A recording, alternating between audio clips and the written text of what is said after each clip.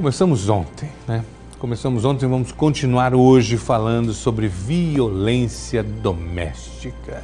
Infelizmente, esse é um tema que nós somos obrigados a voltar nele, porque ele parece que é um tema que nunca vai terminar. É um mal, né? Um mal da sociedade. E hoje eu vou receber aqui a juíza Ana Cristina Mendes. Doutora, muito obrigado pela sua presença aqui no nosso programa.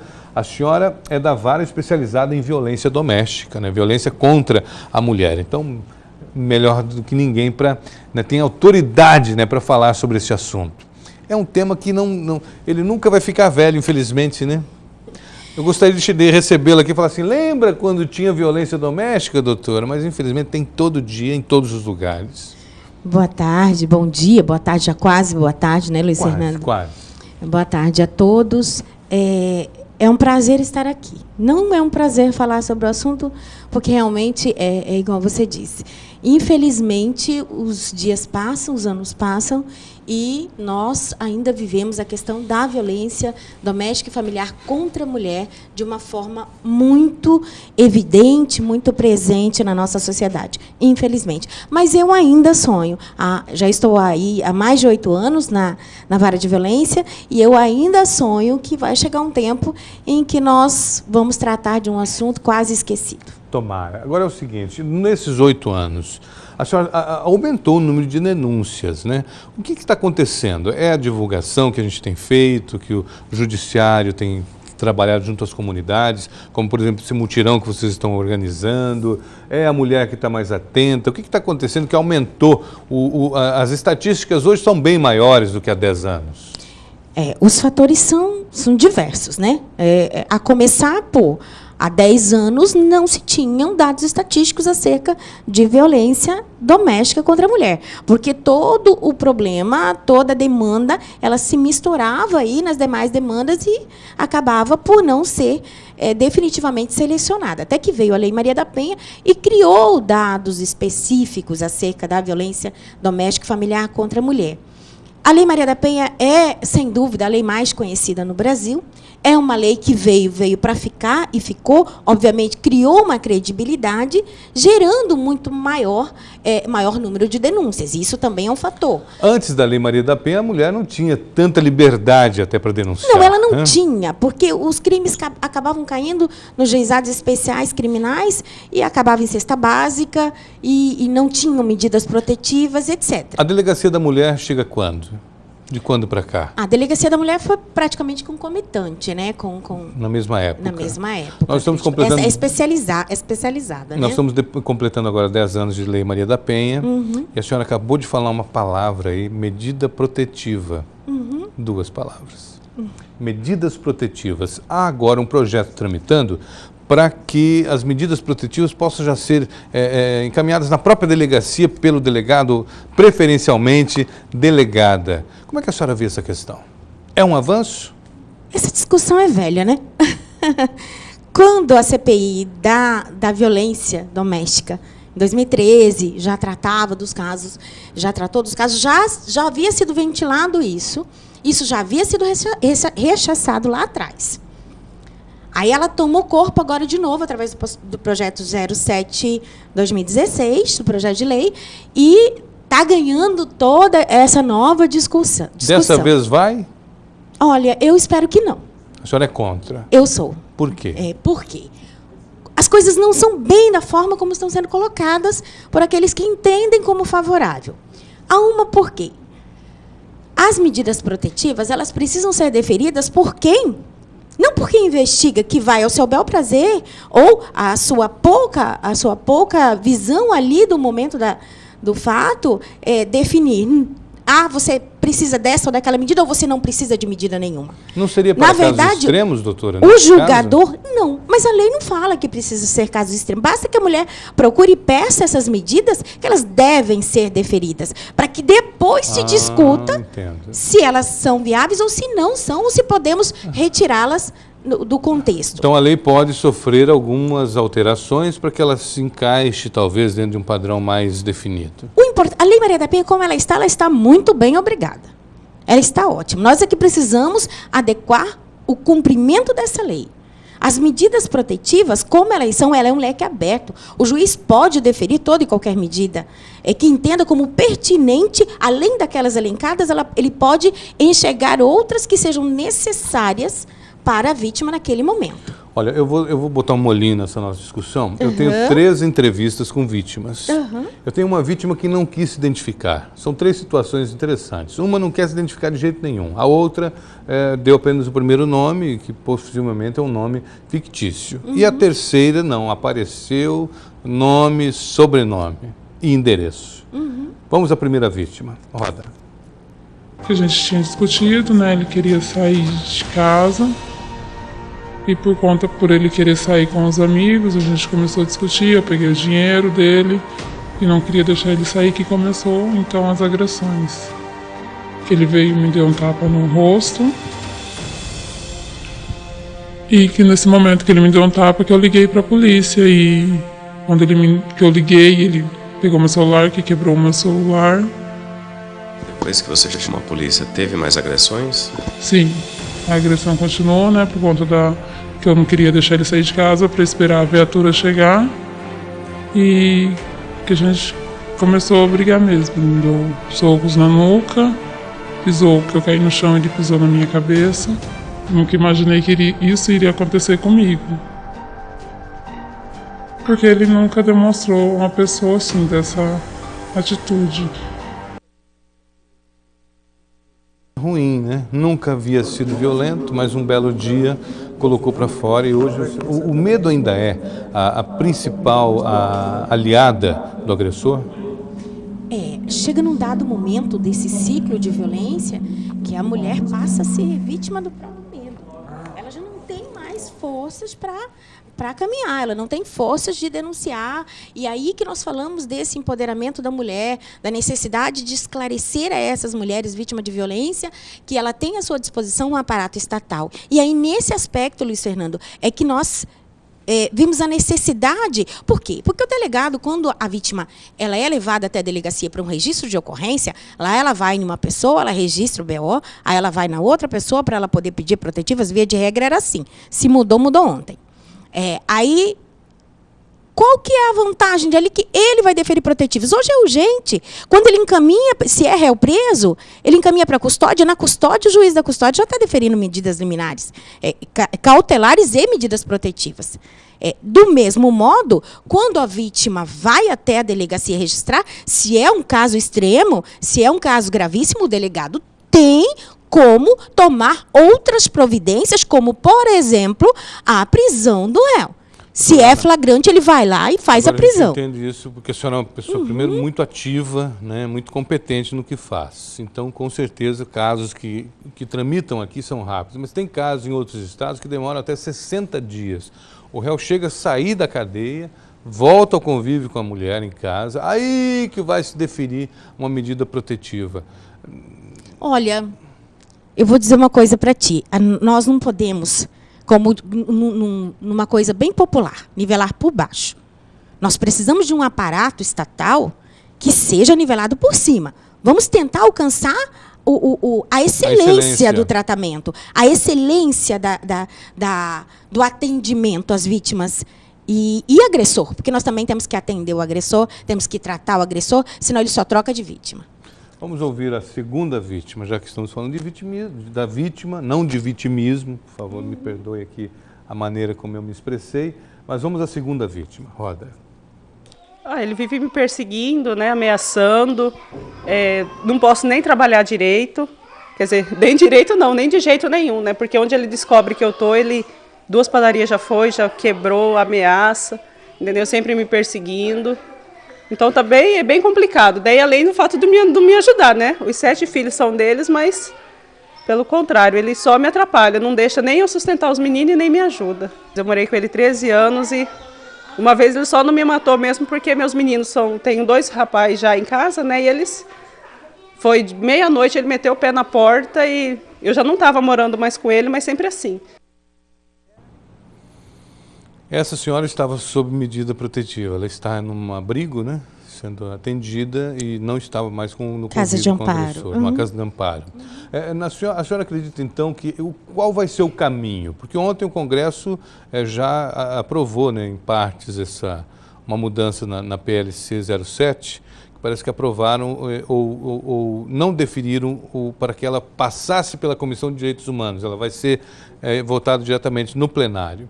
Qual que é o caminho? O que deve acontecer no país, na sua opinião, com a Lei Maria da Penha? Vou focar ali um pouquinho naquele depoimento, que eu achei interessante até para a gente poder chegar onde você quer. O que acontece? Ali ela contou uma história de vida de, me parece, 13 anos com esse homem. 13 anos. Ela vive um ciclo de violência há 13 anos.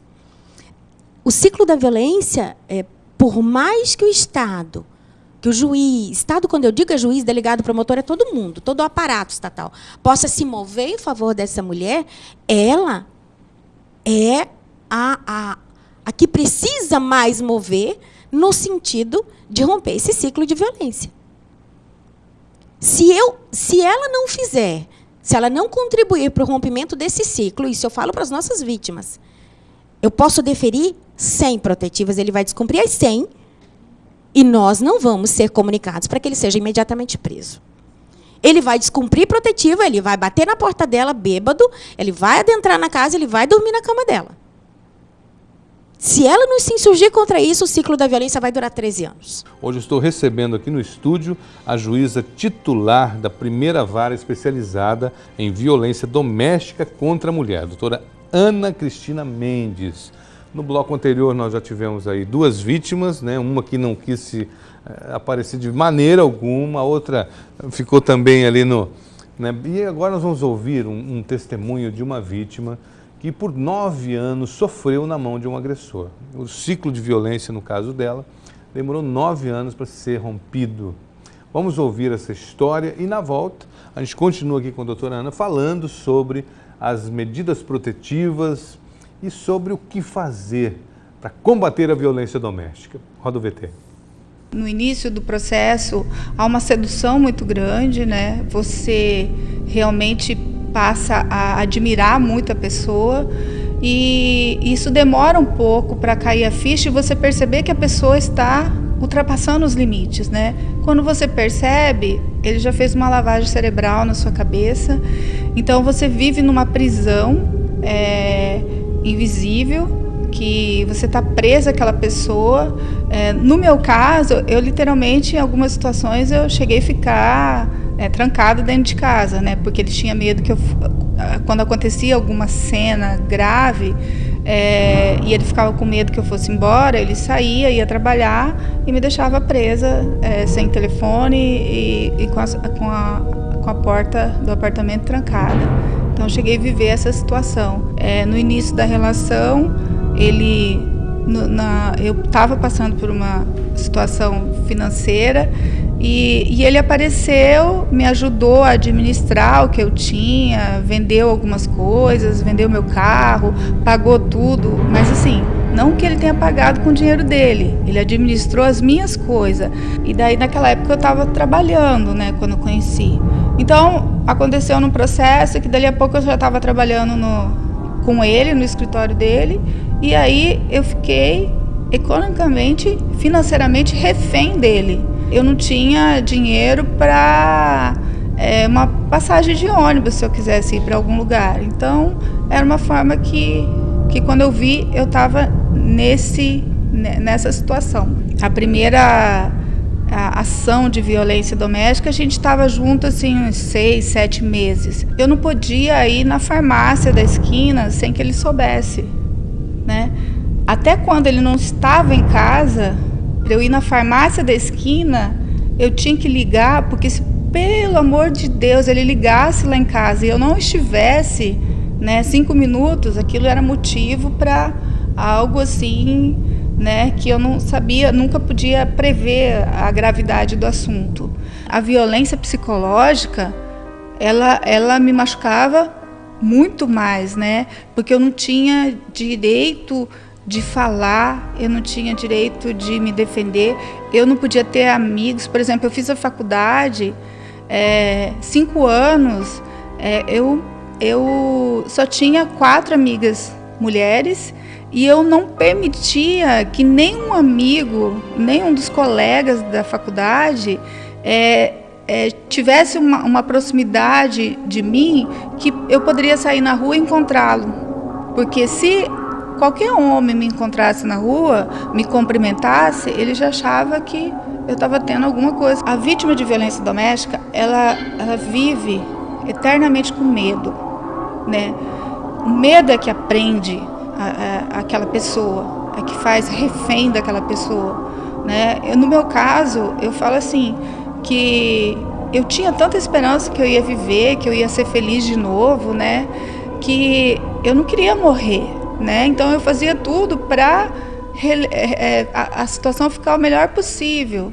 Na época que eu era vítima, eu não tive coragem de denunciar, porque o meu ex-marido ele é uma pessoa muito influente na cidade, conhece autoridades de todos os, né, desde segmentos. Então isso, e ele deixava muito claro isso, né, que eu não conseguiria nada, né? Então era uma coisa que eu tinha muito medo de ir lá fazer uma denúncia e o meu retorno para casa sem uma medida protetiva poderia agravar muito mais a situação e tudo ser muito mais difícil para mim do que antes, né? E eu acredito que o fato de eu estar trabalhando dentro da Secretaria de Segurança Pública me ajudou, né? Porque daí nesse período que eu comecei a trabalhar ali, eu fiz amigas da polícia, né, investigadores, né, agentes, coronéis. Então, como eles são muito inteligentes, e essa foi a única vez que ele me deixou tranquila, né, eu acredito que isso me ajudou muito. Há marcas que ficam para sempre, né? Por mais que você faça terapia, que você, né, tenta tocar a sua vida, algumas coisas, algumas marcas, você, sem perceber, você tem. No meu caso, eu percebo que até hoje eu tenho uma marca que é em relação às pessoas me mandarem, né? Porque no período todo que eu vivi com ele, eu não tinha poder de escolha. Eu era só mandada, né? E eu estava sempre errada. Então né? Não tinha como eu discutir ou me defender. Eu sempre estava errada.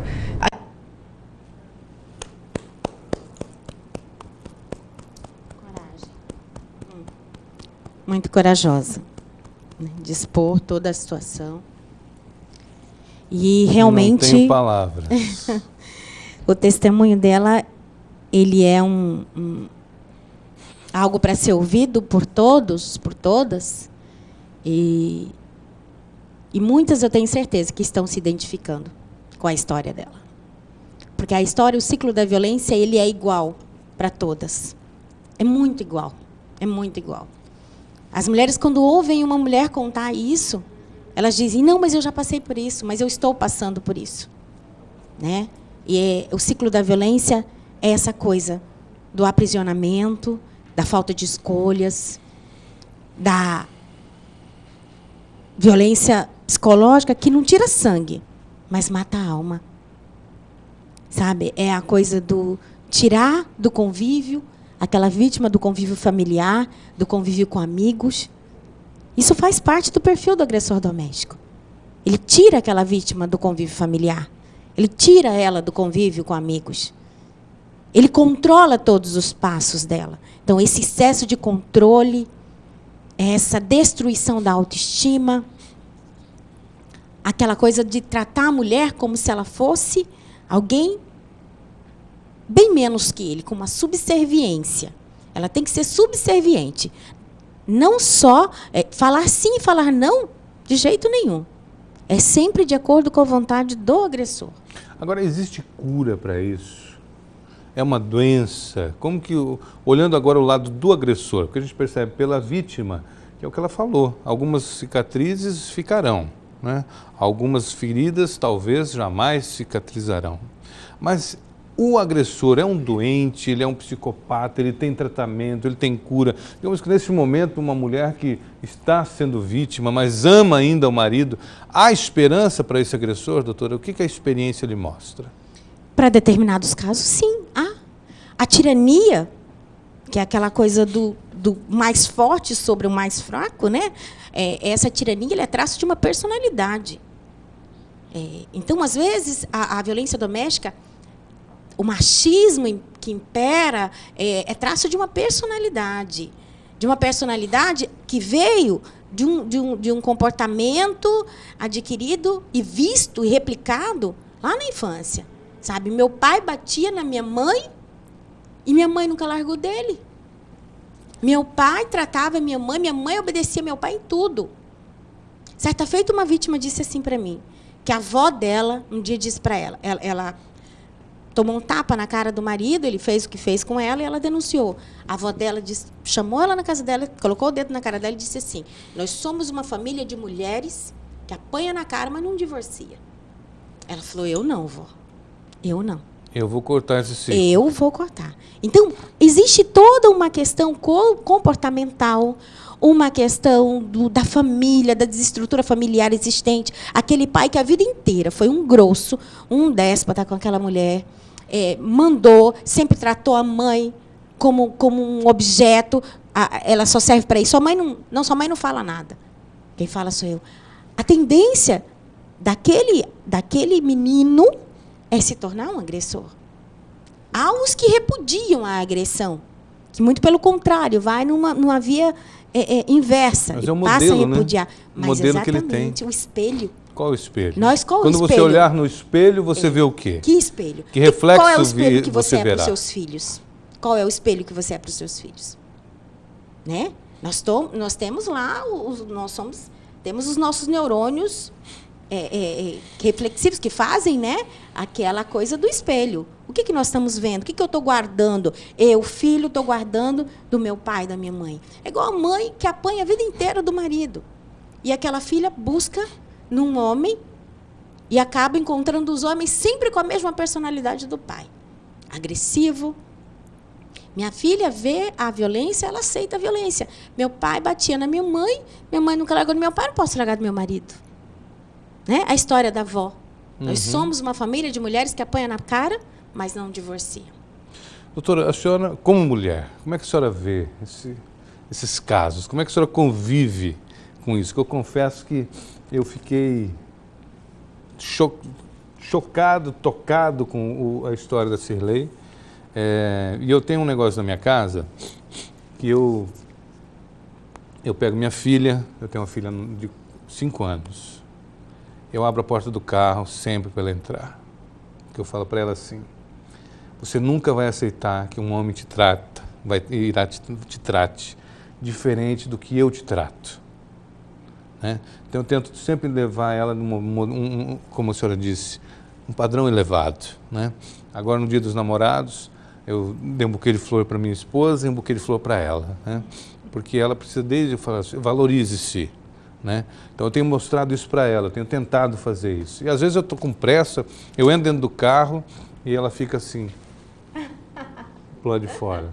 Aí eu, né, me mostrando, né, que não é a pressa, não existe tempo para a gente ter carinho, né, e para a gente expressar isso. Aí eu fico pensando, a senhora convivendo com isso o tempo todo e vendo isso, a senhora acaba se blindando como mulher. Eu gostaria que a senhora agora esquece um pouquinho a juíza e a mulher, a Ana Cristina.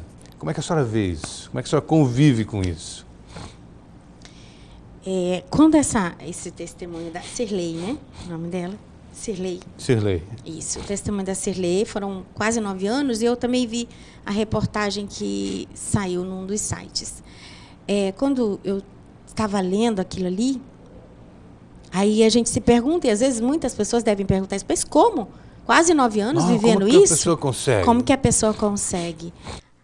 Aliás, no site Folha Max tem muitos comentários sobre isso. As pessoas têm dificuldade em entender o ciclo da violência. As dificuldades que as pessoas têm é muito grande de entender que nós, mulheres, fazemos muitas vezes de tudo para um relacionamento dar certo. E esse de tudo, muitas vezes, implica em renúncias, em passar por cima de muitas situações, sabe? De falar, não, eu não vou colocar uma outra pessoa dentro da minha casa, eu não vou fracassar, porque a gente sempre acha que o fracasso é da gente, sabe? Principalmente as mulheres casadas. Eu não vou fracassar. O divórcio, muitas vezes, representa um fracasso muito grande. Então, eu falo como mulher, às vezes, a gente insiste numa relação que está doente, por entender que, sabe aquele ditado popular antigo? Ruim com ele, pior sem ele? Ainda vigora, infelizmente. Por quê? Porque, às vezes, a gente quer tentar mais e mais vezes para aquele relacionamento dar certo. O novo, muitas vezes, nos assusta. O inesperado nos assusta. Ficar tentando, principalmente quando você, às vezes, tem filhos. Eu vou colocar um estranho dentro da minha casa e minha filha, ele é o pai da minha filha. E muitas mulheres, elas começam a apresentar defesas para o próprio agressor. Ele faz isso comigo, mas ele é bom. Ele não deixa faltar nada em casa. Ele é bom para minha filha, ele é bom para os meus filhos. A gente ouve isso. Não está fazendo nada além do que a obrigação como ser humano. A gente ouve né? isso todos os dias, mas ele é bom. Ele é bom para meus filhos, ele é bom para mim. Então, por conta de tudo isso, eu, como mulher, eu digo, eu compreendo em muito as situações que muitas mulheres vivem. E tem essa dificuldade de sair de um relacionamento doente. Ontem no JMT saiu inclusive uma entrevista com uma outra vítima. Vê se a gente consegue recuperar isso aí, diretor. Agora são 12h28, dá tempo ainda, gente? Será que a gente consegue colocar a outra? Coloca a outra vítima para mim aí. E durante toda a entrevista, eu estou com a câmera na minha frente aqui, mas durante toda a entrevista está rolando na tela aí o telefone do Ser Mulher. O Ser Mulher, no dia 15 deste mês agora, fará um evento no Pedra 90, que é um mutirão. O evento do Pedra 90 é no dia 20. Dia 20? 20 de agosto. 20 de agosto. Ele finaliza a Semana da aí, Paz. 3617-3383. Esse é o telefone para você, que está acompanhando o programa, pedir ajuda, né, orientação. Isso. Temos uma outra vítima. Vamos ouvir esse outro depoimento. Roda para mim. Vítima de violência doméstica, isso aconteceu em dezembro de 2015. O agressor, ele tem certeza da impunidade, né? É um administrador de empresa aposentado, que diz que tem influência, portanto, ele compra as pessoas e vai ficar impune da agressão que ele me causou. Ele e a filha dele, né? Os dois combinaram, armaram para mim numa noite, eu ia discutir assunto de divórcio com ele na casa dele. Eu fui autorizada a entrar porque é um condomínio, não teria como eu entrar sem ser autorizada. Os dois armaram, ele me agrediu, me deu soco, pontapé, eu fiquei completamente ferida. Inclusive estou ferida ainda depois de muito tempo emocionalmente, psicologicamente, né? O que eu vinha sofrendo com ele depois de 2 anos de relacionamento era realmente a violência psicológica e emocional. Até por isso eu resolvi fazer o meu TCC em cima disso, para ficar mais, sabe, amplo esse campo para mim. E aí, tudo que eu não esperava, que 2 anos depois, né, quando já fazia 4 anos de relacionamento, a vítima seria eu. 2 anos no caso dela. Parabéns pelo depoimento, também por ter essa coragem de se expor, de mostrar a cara. 2 anos no caso dela, e eu fiz questão de reprisar pelo seguinte: ela falou, poderoso. Sirlei falou também, poderoso, ainda continua poderoso. As pessoas usam o poder, né? Infelizmente. De uma maneira terrível. Mas até que ponto que as pessoas usam poder? Eu não compreendo, às vezes, essa história do poderoso. Porque eu trabalho... Pelo menos se mostra poderoso, né? Se mostra exatamente, poderoso. Mas é igual o agressor doméstico dentro de casa. Ele se mostra poderoso, mas o poder dele só vai existir se você permitir. Não é verdade? Se eu me insurgir contra ele, ninguém faz nada contigo que você não permita. Se eu me insurgir logo de cara, acabou. É a mesma coisa esse poderoso aí. Poderoso com quem? Compra as pessoas. Compra quem? Quem que ele comprou? É muito fácil, as pessoas são muito levianas ao dizer ilusão, isso. Né? É uma ilusão. Comprou quem? Comprou o promotor, o juiz, o delegado? Comprou quem? Porque decretar medidas protetivas a gente decreta e nem vê o nome. Prisão flagrante, se ela teve uma situação de flagrância, o delegado deveria ter ido, a polícia deveria ter ido lá e tentado a prisão dele em flagrante. Então, são coisas que a lei permite, não depende de ninguém. Não depende de mim. determinar a prisão em flagrante de ninguém. Doutora Ana, muito obrigado pela sua presença aqui. Eu é que agradeço. Eu gostei muito do papo. Eu ficaria aqui o dia todo hoje, mas o nosso tempo acabou, estamos chegando no finalzinho do programa. Eu já vou deixar o convite para uma próxima oportunidade, a senhora voltar aqui para a gente falar sobre isso. Eu agradeço. Teremos de 15 a 19 de agosto a Semana da Paz, Semana pela Paz em Casa. No dia 20 nós terminamos, então, com essa ação social no Pedra 90. Eu vou ficando por aqui. Quero agradecer a audiência e amanhã a gente volta. 11h30 da manhã, né? Amanhã também, às 11h30. Um abraço a todos e até lá, se Deus quiser.